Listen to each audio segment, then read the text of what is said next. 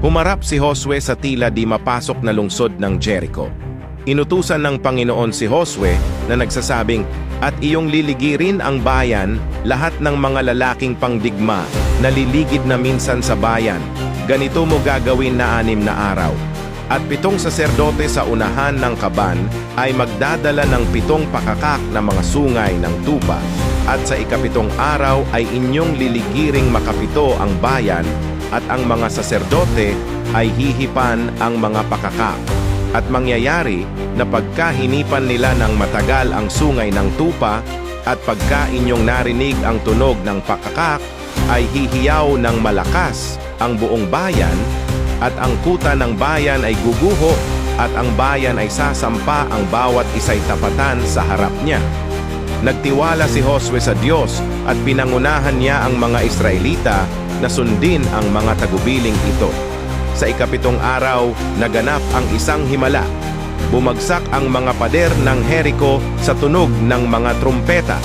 Marahil ikaw ay kasalukuyang nahaharap sa hamon na parang lungsod ng Jericho na tila hindi matatalo. Magtiwala ka lang sa Diyos at darating ang tagumpay. Kung ikaw ay may pananampalataya, sabihin ang Amen. Pagsikapan ninyong makapasok sa makipot na pintuan. Sinasabi ko sa inyo, marami ang magpipilit na pumasok, ngunit hindi makakapasok. Kapag ang pinto ay isinara na ng puno ng sambayan, magtitiis kayong nakatayo sa labas at katok ng katok. Sasabihin ninyo, "Panginoon, papasukin po ninyo kami." Ngunit sasabihin niya sa inyo, "Hindi ko kayo nakikilala."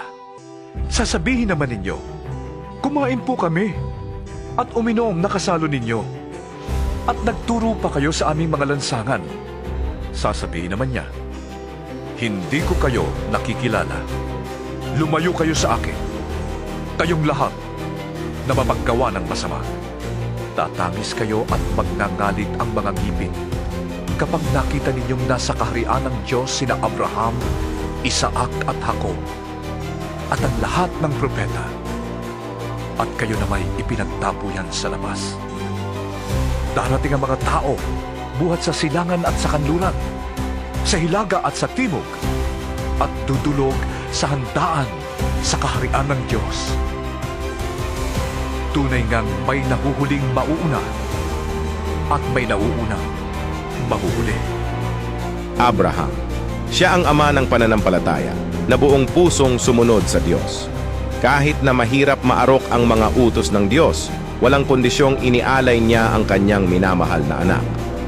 Jose. Kahit pinagtaksilan ng kanyang mga kapatid, pinili niyang patawarin sila, at sa pamamagitan niya, iniligtas ng Diyos ang Israel. Tris. Moises, pinangunahan niya ang mga Israelita mula sa pagkaalipin sa Ehipto at nasaksihan ang mga himala ng Diyos sa pamamagitan ng kanyang pananampalataya. 4.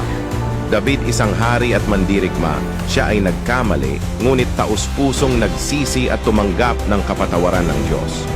5. Daniel, nananatiling matatag sa kanyang pananampalataya kahit na ipinagbawal ang pananalangin, at pinrotektahan siya ng Diyos sa yungib ng mga leon. 6. Hesukristo. Siya ang pinakadakilang halimbawa ng pag-ibig, sakripisyo at kababaang loob. Ibinigay niya ang kanyang buhay upang iligtas ang sangkatauhan. Ilan sa inyo ang nagmamahal kay Jesus at hindi siya ikinakahiya?